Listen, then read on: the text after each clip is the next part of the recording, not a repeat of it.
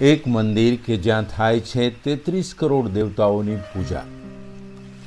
જલારામ ગૌશાળા ભાભર. જરા વિચાર કરો કે કોઈ વાહનની ટક્કરથી ગૌમાતા ઘાયલ થાય તો તેમનું શું થતું હશે?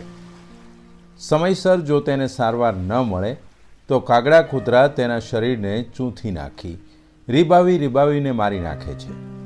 જલારામ ગૌશાળા તેની 4 શાખાઓમાં આવી ઘાયલ, અકસ્માત થયેલી, બીમાર, લૂલી લંગડી કરુણાજનક ગૌવંશના ઓપરેશન અને સારવાર કરી આજીવન નિભાવ કરે છે.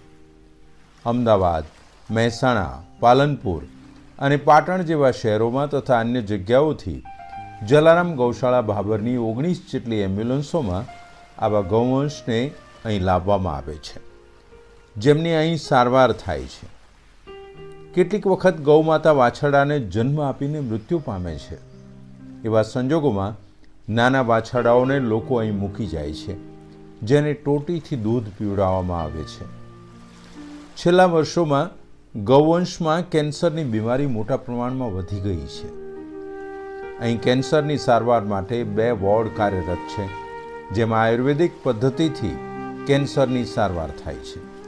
ફ્રેક્ચર થયેલી ગૌમાતાના પગમાં સળિયા નાખી ઓપરેશન કરાય છે. 3 પગથી ચાલતી 500થી વધુ ગાયો અહીંયા ઉપસ્થિત છે.